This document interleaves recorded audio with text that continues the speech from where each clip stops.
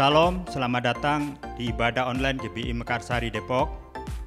Atas nama Gembala bekerja, kami mengucapkan selamat beribadah dan siapkan hati dalam mengikuti ibadah.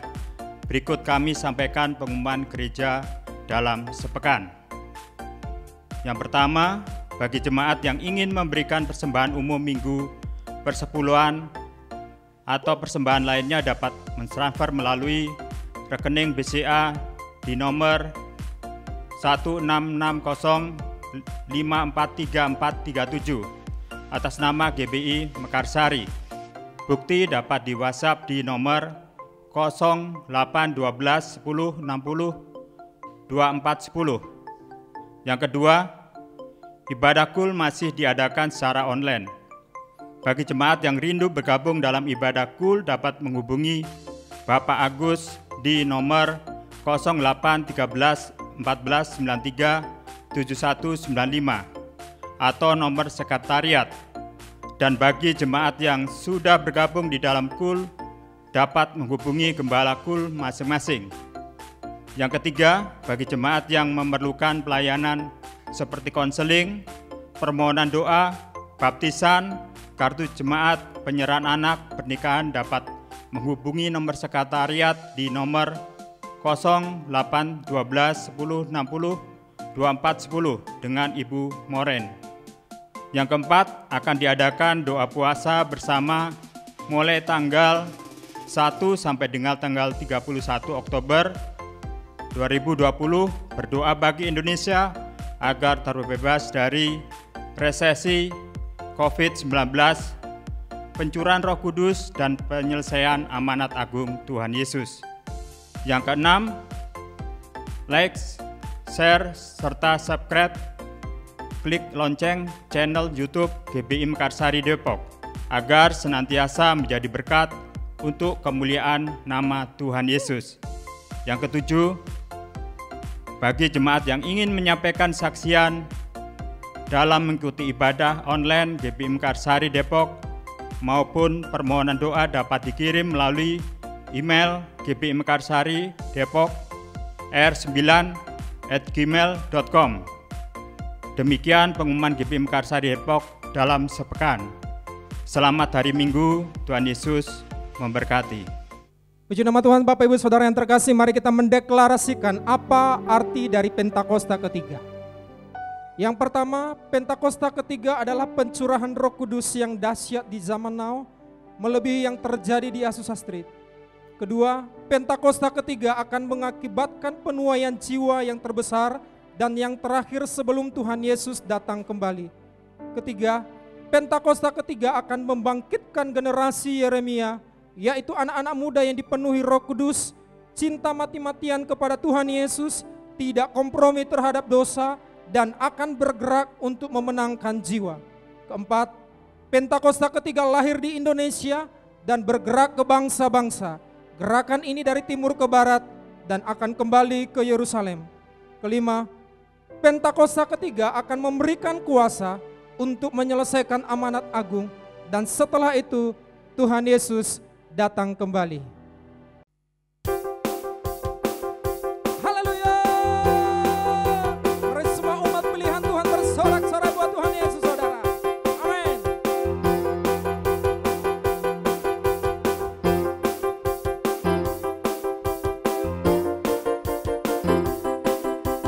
Mari kita sembah umat pilihan, dengarlah panggilan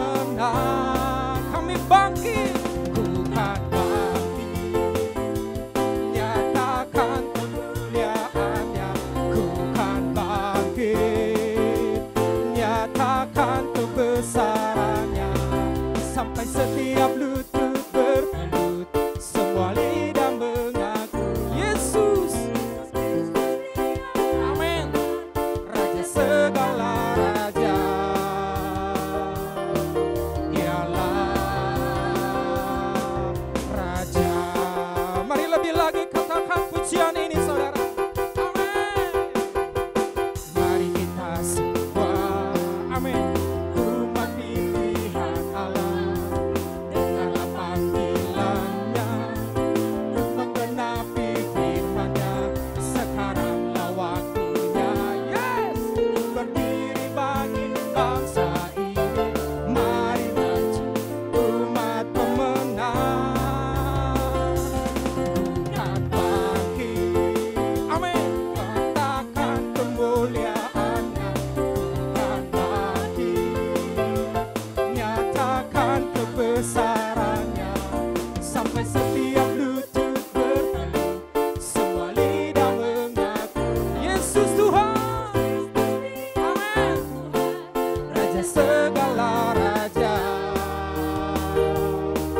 Dia lakukan bangkit, bukan bangkit, nyatakan kemuliaan-Nya. Bukan bangkit, nyatakan kebesaran-Nya. Sampai setiap lutut bertelut, semua lidah mengaku Yesus Kristus Dialah Tuhan, Raja segala raja. Dialah Tuhan, dialah. Bukan bangkit, amin, nyatakan kemuliaan-Nya. Bukan bangkit, nyatakan kebesaran-Nya. Sampai setiap lutut bertelut, semua lidah mengaku Yesus Kristus Dialah Tuhan, Raja segala raja. Dialah Raja, Dialah Tuhan, Dialah Tuhan, Dialah Raja, Dialah Raja. Haleluya. Mari berikan tepuk tangan buat Tuhan Yesus saudara. Haleluya.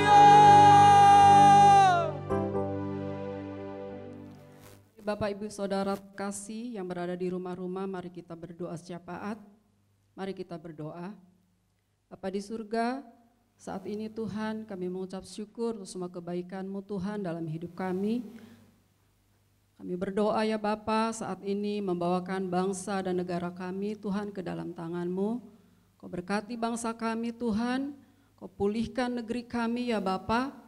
Biarlah kasih kemurahan-Mu tercurah atas bangsa kami ya Tuhan. Terima kasih Tuhan Yesus.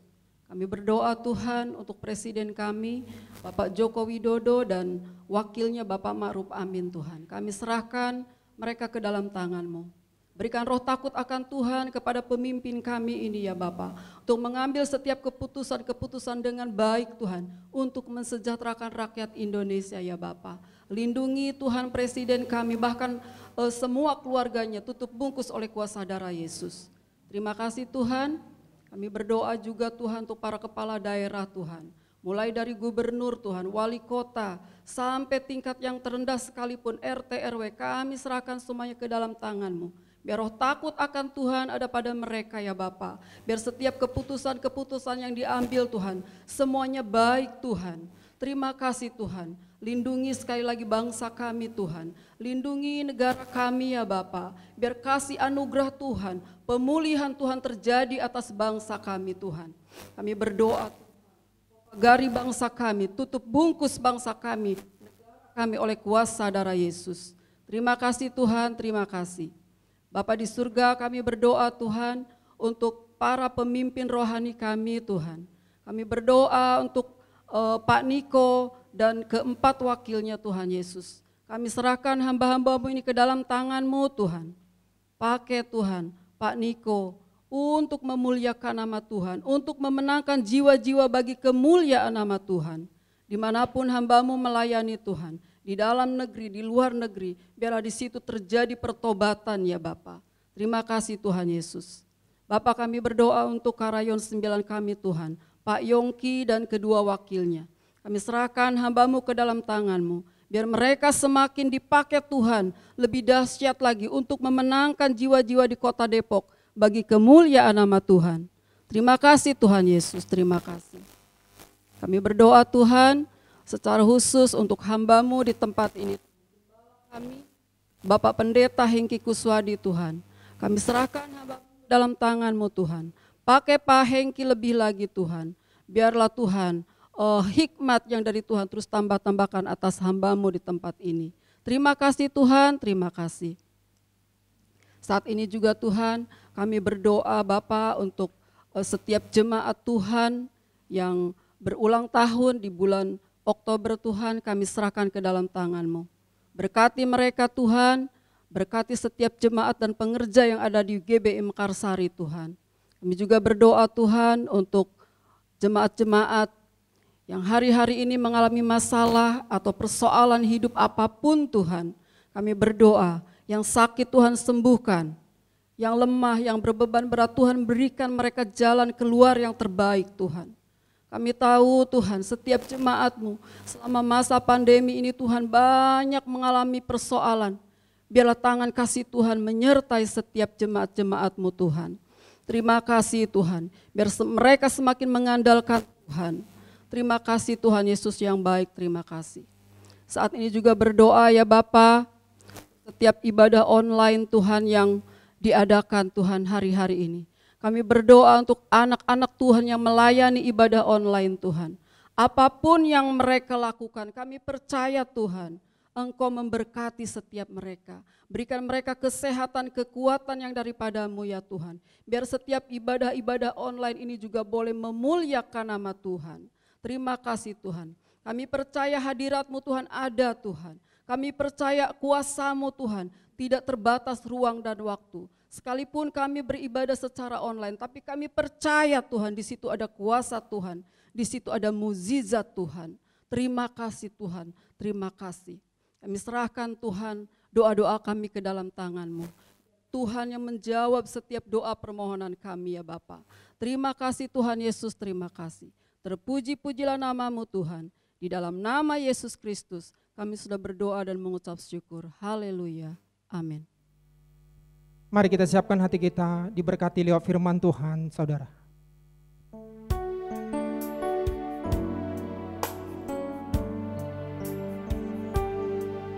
Hati kami siap, ya Tuhan Yesus, diberkati firman-Mu. Bila Kau izinkan sesuatu terjadi, ku percaya semua untuk kebaikanku. Bila nanti telah tiba waktumu, ku percaya kuasa-Mu memulihkan hidupku. Waktu Tuhan pasti yang terbaik, walau kadang tak mudah dimengerti. Lewati cobaan, ku tetap percaya waktu Tuhan pasti yang terbaik. Mari saudara nyanyikan pujian ini. Makasih Tuhan. Haleluya.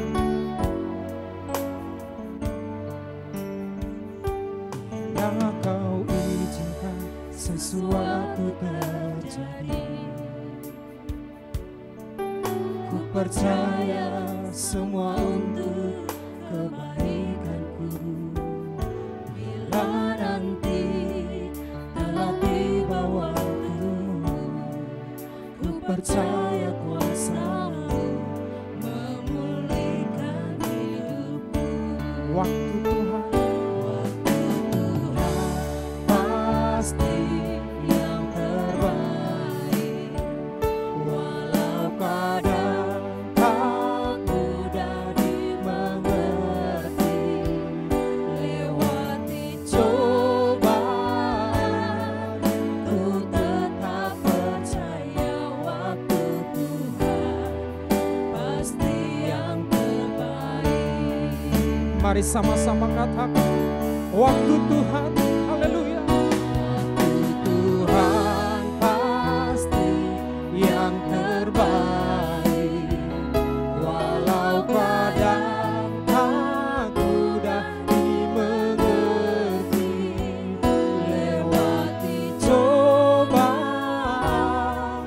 ku tetap percaya waktu Tuhan pasti yang terbaik. Lewati cobaan, lewati cobaan, ku tetap percaya waktu Tuhan pasti yang terbaik. Lewati cobaan, lewati cobaan, ku tetap percaya waktu Tuhan pasti yang terbaik.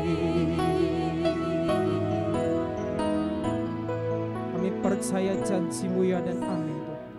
Dalam nama Yesus, haleluya. Amin. Shalom semuanya.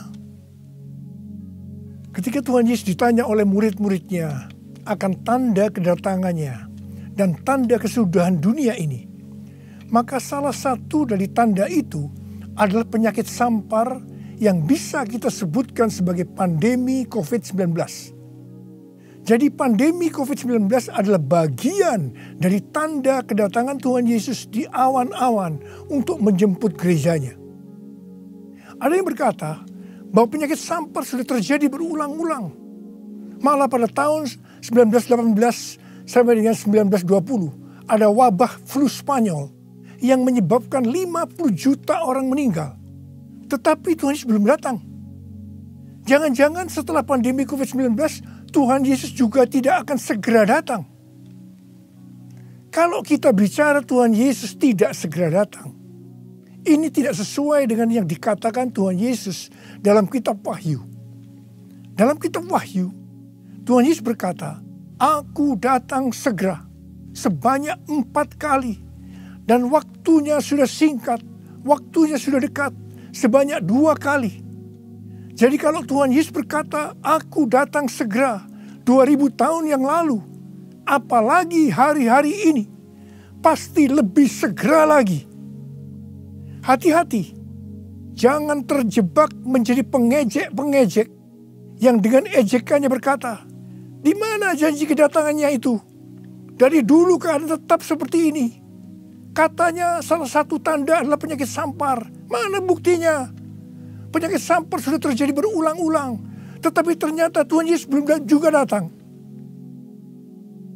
Jangan berkata bahwa setelah pandemi COVID-19 Tuhan Yesus pasti datang kembali. Atau jangan juga berkata bahwa setelah pandemi COVID-19 Tuhan Yesus belum segera datang. Kita tidak tahu dengan pasti kapan kedatangan Tuhan Yesus kembali. Hanya Bapa di sorga saja yang tahu. Yang penting Tuhan Yesus berkata bahwa penyakit sampar seperti pandemi COVID-19 ini adalah bagian dari tanda kedatangannya. Tuhan Yesus menghendaki agar kita percaya bahwa Dia akan segera datang. Sehingga kita akan sungguh-sungguh mempersiapkan diri kita untuk menyambut kedatangannya.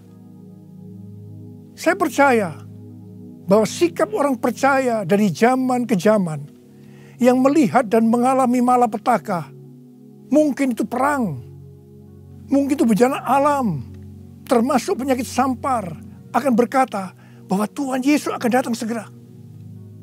Sebagai contoh, Bapak Gereja yang bernama Cyprianus, yang adalah uskup gereja Kartago pada zaman Kekaisaran Romawi, yang mengalami pandemi pada tahun 250 sampai 271 Masehi.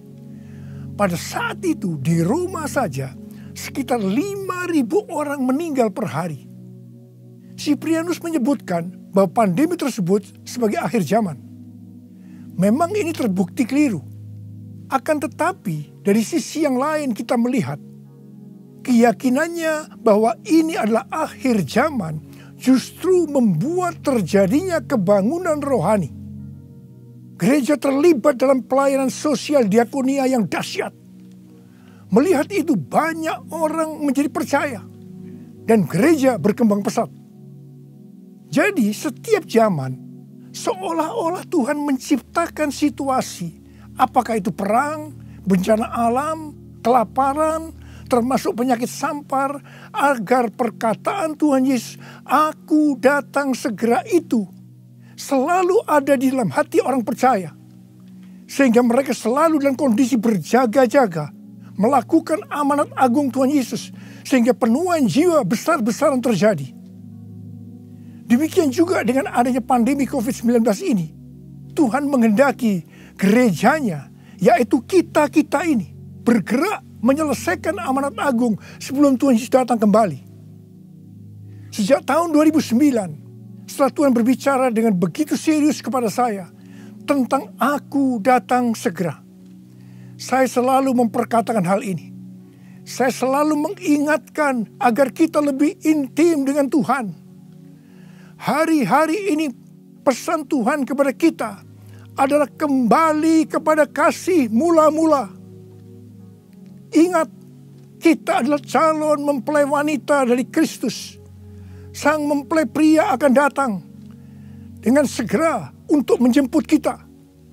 Kita harus mempersiapkan diri dengan kembali kepada kasih yang mula-mula. Dalam Wahyu 2 ayat 1 sampai dengan 7, Tuhan Yesus berkata kepada jemaat di Efesus bahwa jemaat di Efesus itu rajin, tekun, tidak dapat sabar terhadap rasul palsu, tetap sabar dan mau menderita oleh karena namaku, kata Tuhan. Tidak mengenal lelah, membenci perbuatan-perbuatan pengikut Nikolaus yang juga aku benci, kata Tuhan Yesus. Pengikut Nikolaus mengajarkan bahwa percabulan tidak akan mempengaruhi keselamatan seseorang dalam Kristus. Ini adalah pengajaran sesat, karena kitab Perjanjian Baru mengatakan hal yang sebaliknya, yaitu bahwa orang yang hidup dalam percabulan tidak akan mendapat bagian dalam kerajaan Allah. Kalau kita melihat ini, saya berkata bahwa jemaat Efesus ini jemaat yang luar biasa. Akan tetapi Tuhan Yesus melanjutkan dengan berkata, namun demikian aku mencela engkau, karena engkau telah meninggalkan kasihmu yang semula. Sebab itu ingatlah betapa dalamnya engkau telah jatuh. Bertobatlah dan lakukanlah lagi apa yang semula engkau lakukan. Jika tidak demikian, aku akan datang kepadamu dan mengambil kaki dianmu dari tempatnya, jikalau engkau tidak bertobat. Mengambil kaki dianmu artinya mengeluarkan dari dalam kerajaan Allah. Kesimpulan dari pesan Tuhan kepada jemaat di Efesus, yang juga berarti buat kita semua, adalah apapun yang kita lakukan untuk melayani pekerjaan Tuhan, kalau tidak didasarkan kepada kasih mula-mula, maka Tuhan Yesus berkata, betapa dalamnya engkau telah jatuh. Dan kita harus bertobat. Kalau kita tidak bertobat, Tuhan akan mengambil kaki dian kita. Artinya, kita akan dikeluarkan dari dalam kerajaan Allah. Kasih mula-mula adalah kasih yang kita miliki pada saat kita baru bertobat dan percaya kepada Tuhan Yesus. Pada saat itu kita akan mengasihi Tuhan dengan segenap hati, dengan segenap jiwa, dan dengan segenap kekuatan kita. Pengalaman saya pada waktu itu adalah keinginan untuk selalu berdoa. Keinginan untuk memuji dan menyembah Tuhan. Keinginan untuk membaca Alkitab. Keinginan untuk hidup kudus. Keinginan untuk melayani Tuhan.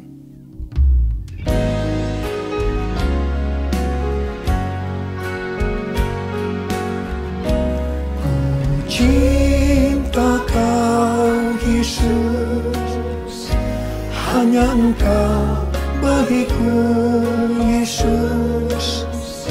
Sungguh ku rindu mengatakannya, betapa aku mengasihimu. Engkau Allah dan Rajaku, kekasih dan hidupku. Engkau segalanya bagiku. Ku bersyukur kepadamu. Ku bersyukur kepadamu. Ku bersyukur kepadamu.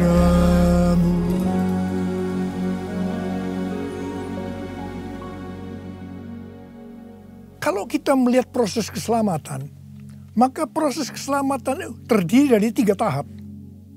Tahap yang pertama adalah proses justification, yang artinya pembenaran. Tahap yang kedua adalah proses sanctification, yang artinya pengudusan. Tahap yang ketiga adalah proses glorification, yang artinya pemuliaan atau pengangkatan. Pada proses pertama, yaitu proses justification atau pembenaran, kita bertobat dan percaya kepada Tuhan Yesus. Kita mengalami kelahiran baru. Kita mengalami kasih mula-mula. Setelah itu kita memasuki tahap yang kedua, yaitu proses sanctification atau pengudusan. Dalam proses ini, kita akan dikuduskan terus-menerus oleh Roh Kudus dan firman Allah. Sehingga kita menjadi serupa dengan gambarnya, yaitu menjadi murid Tuhan Yesus. Setelah itu, kita akan masuk dalam proses yang ketiga, yaitu glorification, yang artinya pemuliaan atau pengangkatan. Jadi, yang diangkat itu adalah mereka yang menjadi serupa dengan gambar Yesus, yaitu murid Tuhan Yesus. Pada waktu memasuki proses sanctification atau pengudusan ini, dengan berbagai macam alasan, kualitas kasih kita kepada Tuhan yang tadinya penuh dengan kasih yang mula-mula bisa berubah menjadi seperti yang terjadi pada jemaat di Efesus. Saya pribadi juga mengalami seperti yang terjadi pada jemaat di Efesus. Tetapi melalui pengudusan secara terus-menerus oleh Roh Kudus dan firman Allah, juga disertai dengan proses yang menyakitkan, saya kembali kepada kasih mula-mula sampai dengan hari ini. Haleluya. Saya akan bertanya kepada saudara, bagaimana kualitas kasih saudara kepada Tuhan? Saya mau mengajak saudara untuk melihat kualitas kasih kita kepada Tuhan melalui kitab Kidung Agung. Kitab Kidung Agung merupakan satu-satunya kitab di Alkitab yang khususnya membahas kasih yang unik di antara 2 orang mempelai, yaitu antara Salomo dengan gadis Sulam yang dipercaya dia adalah istri pertama dari Salomo. Karena beberapa nats penting dalam perjanjian baru melukiskan kasih Kristus bagi gerejanya dengan memakai hubungan pernikahan, maka kitab Kidung Agung dapat dipandang sebagai melukiskan kasih yang ada di antara Kristus dengan mempelainya, yaitu gerejanya, yaitu kita-kita ini. Sama halnya dengan iman kita yang harus bertumbuh. Demikian juga kualitas kasih kita kepada Tuhan harus bertumbuh. Secara sederhana, kitab Kidung Agung ini menggambarkan 3 tingkat kualitas kasih. Dan ini juga menunjukkan tingkat kualitas kasih kita dengan Tuhan. Tingkat kualitas kasih yang pertama terdapat dalam Kidung Agung 2 ayat 16 yang berkata, kekasihku kepunyaanku, dan aku kepunyaan dia. Dalam hubungan kita dengan Tuhan, kita bisa berkata begini, Tuhan milikku, aku miliknya Tuhan. Tingkat kualitas kasih yang kedua terdapat dalam Kidung Agung 6 ayat 3 yang berkata, aku kepunyaan kekasihku, dan kepunyaanku kekasihku. Dalam hubungan kita dengan Tuhan, kita bisa berkata begini, aku milik Tuhan, Tuhan milikku. Tingkat kualitas kasih yang ketiga terdapat dalam Kidung Agung 7 ayat 10 yang berkata, kepunyaan kekasihku aku. Dalam hubungan kita dengan Tuhan, kita bisa berkata, aku milik Tuhan.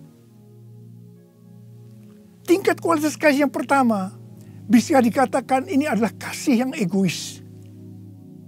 Karena yang dikedepankan itu, Tuhan adalah milikku. Baru aku milik Tuhan. Maka yang selalu dipikirkan hanya soal diberkati. Jadi karena Tuhan milikku, berkati aku dong Tuhan. Biasanya jarang bertanya kepada Tuhan tentang apa yang dikehendaki Tuhan dalam setiap rencana atau langkah yang akan dilakukan. Jadi kalau dia punya rencana, langsung akan minta supaya Tuhan memberkati. Biasanya juga jarang menyinggung tentang apa yang harus kita lakukan untuk melayani Tuhan. Itu tingkat yang pertama. Tapi tingkat kualitas kasih yang kedua bisa dikatakan sebagai kasih bersyarat. Aku milik Tuhan. Tuhan adalah milikku. Sekarang yang dikedepankan adalah aku miliknya Tuhan. Baru setelah itu Tuhan adalah milikku. Berarti mulai ada satu peningkatan. Di sini mulai ada menyinggung tentang melayani Tuhan. Tetapi dengan syarat. Supaya Tuhan memberkati.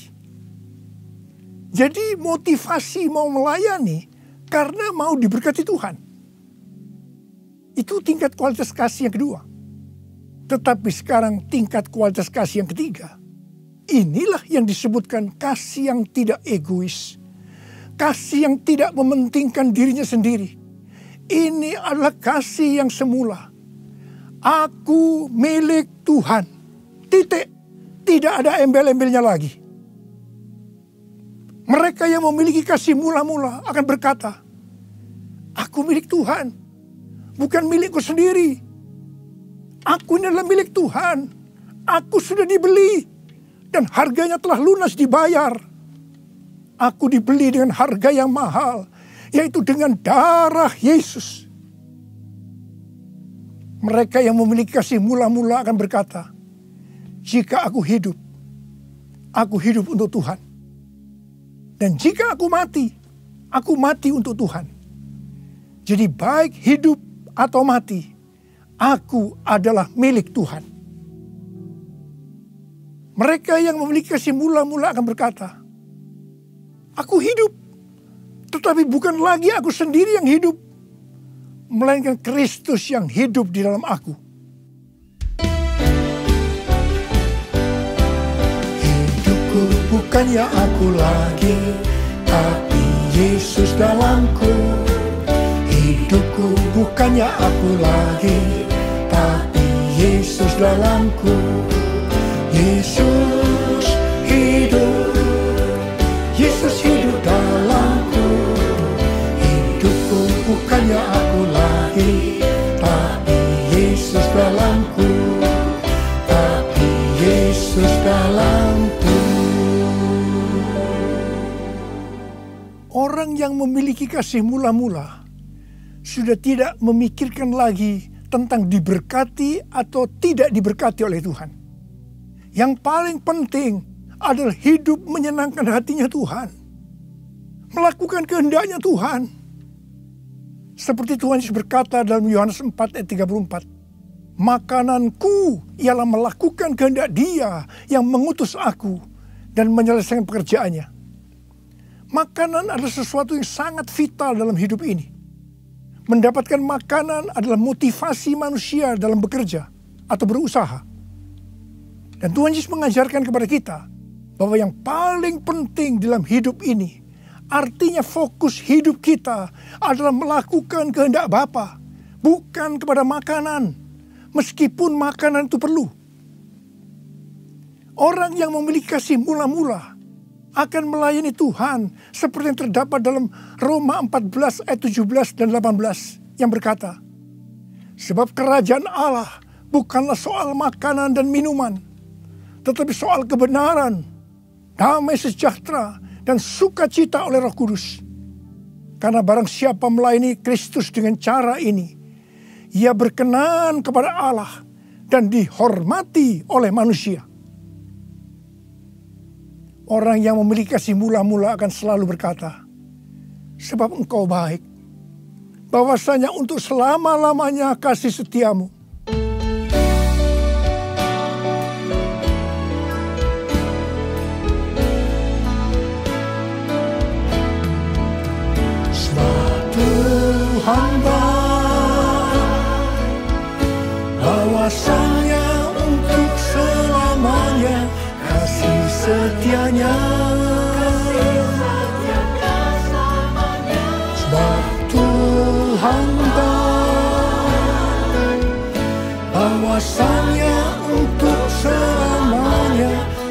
kasih setianya, bahwasanya untuk selamanya kasih setianya.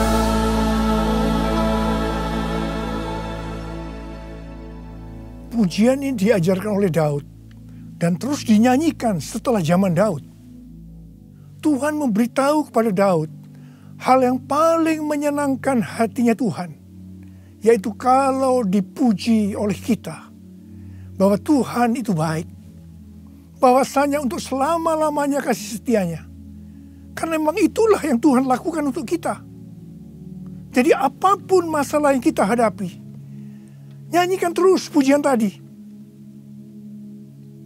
Orang yang memiliki kasih mula-mula akan berkata, aku tidak takut, sebab Tuhan menyertai aku. Aku tidak bimbang, sebab Tuhan adalah Allahku. Tuhan akan meneguhkan aku, bahkan akan menolong aku. Tuhan akan memegang aku dengan tangan kanannya, yang membawa aku kepada kemenangan.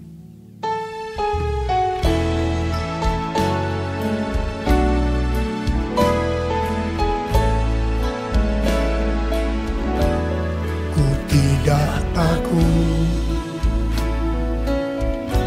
sebab Kau besertaku. Ku tidak bimbang, sebab Engkau Allahku. Engkau meneguhkanku, bahkan menolongku. Kau batu karangku, Yesus Tuhan. Yesus memegangku dengan tangan kanan-Mu.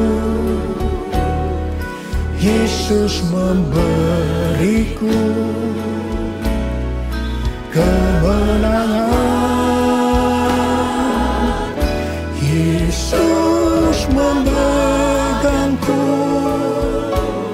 dengan tangan kanan-Mu. Yesus memberiku kemenangan. Yesus memberiku kemenangan. Yesus memberiku kemenangan. Haleluya. Orang yang memiliki kasih mula-mula dalam masa pandemi COVID-19 ini akan tetap percaya kepada janji Tuhan dan terus memperkatakannya. Orang yang memiliki kasih mula-mula akan berkata, Tuhan, saya mau menyelesaikan amanat agung dengan kuasa dari Roh Kudus, yaitu Pentakosta yang ketiga. Tuhan, saya berjanji untuk memakai mulut ini hanya berbicara tentang firman Tuhan, bukan yang lain-lain.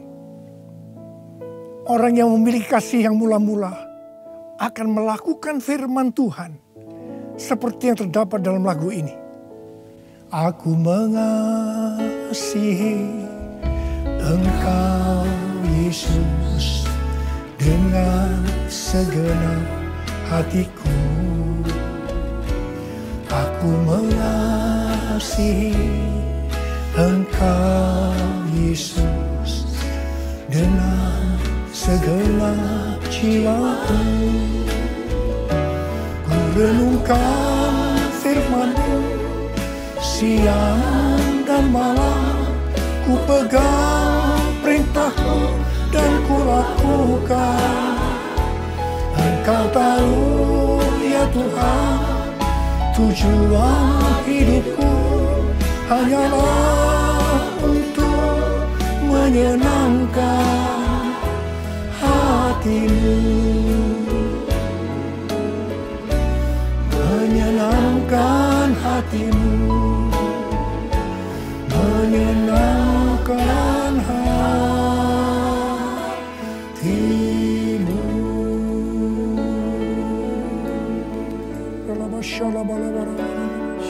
Mari angkat tangan saudara. Sembah Dia. Sembah Tuhan Yesus. Sembah Tuhan Yesus. Sembah. Yang sudah berbahasa roh saat ini. Yang belum, terus katakan haleluya, haleluya. Oh rarabasande.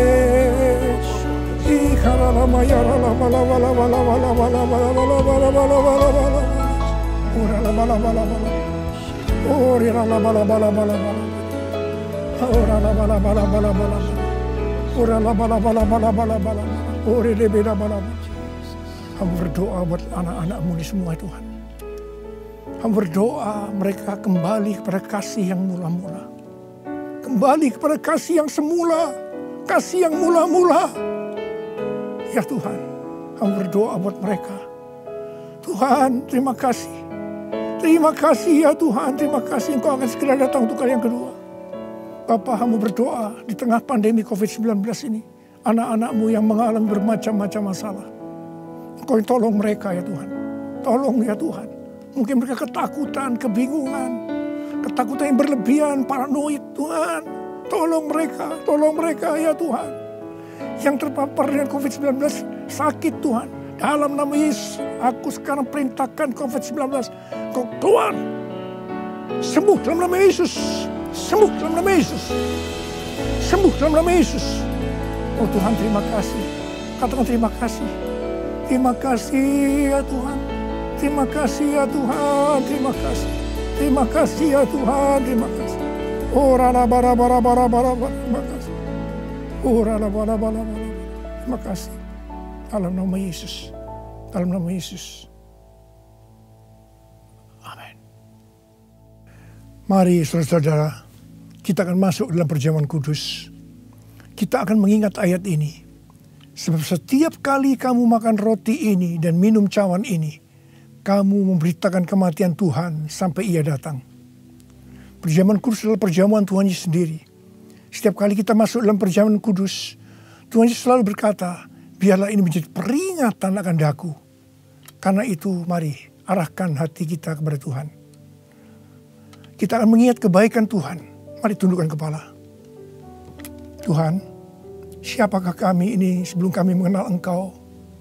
Kami semua orang berdosa. Upah dosa adalah maut, mati. Tapi Engkau yang tidak berdosa telah dijadikan dosa oleh karena kami. Engkau harus mati dengan penderitaan yang luar biasa ya Tuhan. Itu Engkau ya Aba. Betapa baiknya Engkau. Engkau jadikan kami sebagai anak-anak-Mu. Engkau tuntun kami, Engkau bela, Engkau lindungi, Engkau berkati. Engkau sembuhkan kami, Engkau ajar kami ya Tuhan. Engkau juga menghajar kami kalau kami salah Tuhan. Terima kasih ya Aba. Terima kasih Engkau itu adalah Engkau ya Tuhan.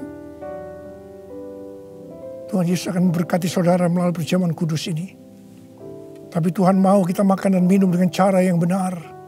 Karena itu masing-masing sekarang berdoa. Lihat keadaan dirimu masing-masing. Jangan menyimpan dosa. Kalau ada dosa yang Tuhan ingatkan saat ini, langsung minta ampun. Ampuni saya Tuhan. Ampuni saya. Katakan ampuni. Ampuni ya Tuhan. Ampuni. Supaya sudah diberkati oleh Tuhan. Tuhan ampuni anak-anak-Mu.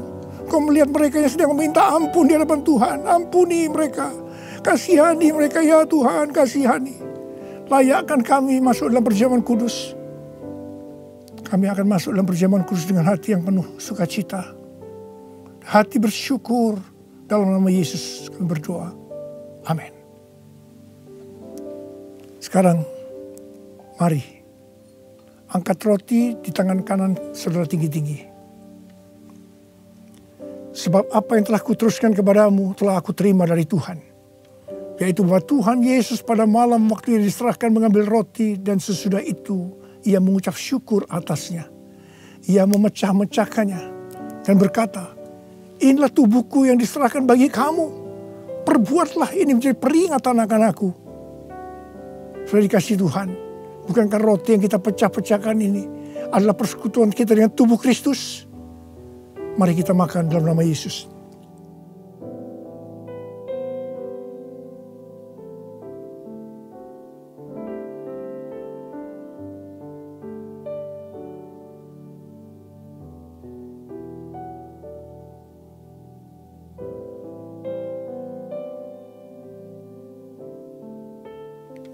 Sekarang angkat cawan di tangan kanan saudara tinggi-tinggi. Demikian juga ia mengambil cawan sesudah makan lalu berkata, cawan ini adalah perjanjian baru yang dimeteraikan oleh darahku. Perbuatlah ini setiap kali kamu meminumnya menjadi peringatan akan aku. Saudara kasih Tuhan, bukankah cawan pengucapan syukur, yang atasnya kita ucapkan syukur adalah persekutuan kita dengan darah Yesus. Mari kita minum dalam nama Yesus.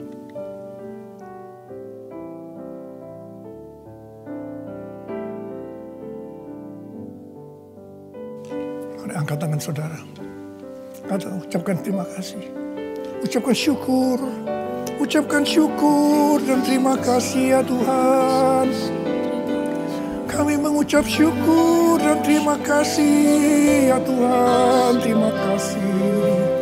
Engkau baik ya Tuhan. Bahwasanya untuk selama-lamanya kasih setiamu. Engkau baik ya Tuhan. Engkau baik ya Tuhan. Bahwasanya untuk selama-lamanya kasih setiamu. Tuhan terima kasih. Tuhan terima kasih. Terima kasih. Terima pengurapan Tuhan saat ini. Angkat kedua tanganmu, terima urapi anak-anakmu, terima pengurapan Tuhan, terima. Terima kasih Yesusku, terima kasih Yesusku, puji syukur hanya bagi Tuhanku. Terima kasih Yesusku, terima kasih Yesusku, puji syukur hanya bagi Tuhanku. Terima kasih. Terima kasih Yesusku. Terima kasih Yesusku. Puji syukur hanya bagi Tuhanku. Terima kasih Yesusku. Terima kasih Yesusku. Puji syukur hanya bagi Tuhanku. Puji syukur hanya bagi Tuhanku. Puji syukur hanya bagi Tuhanku.